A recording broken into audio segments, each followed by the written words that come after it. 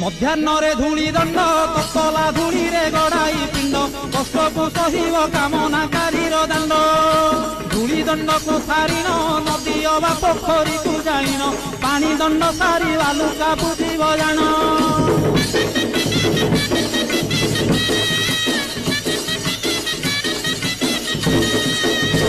ଦାନ୍ତ କାଠି ନ ଘଷିବ ଆମ୍ବ ପତ୍ରେ ଦନ୍ତ ଶୁଦ୍ଧି କରିବ ଜଳ ଦଣ୍ଡ ପରେ ଅଗ୍ନିଦଣ୍ଡକୁ କରିବ।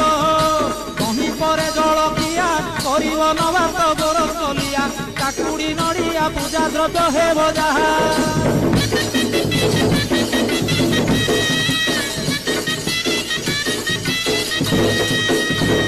ଘରେ ଭୁକ୍ତାଙ୍କ ଘରଣୀ ସେ ରୂପେ ନିୟମ ମାନିବେ ପୁଣି ନିୟମ ଭାଙ୍ଗିଲେ ଦୋଷରେ ହେବେ କାରେଣୀ। ଭୁକ୍ତା ବିଭାନ ହୋଇଥିଲେ ମାତା କି ଭାଉଜ ପାଳିବେ ଭଲେ ସଂକଳ୍ପେ କାଟିବ ପାଳିବାକୁ କେ ନଥିଲେ।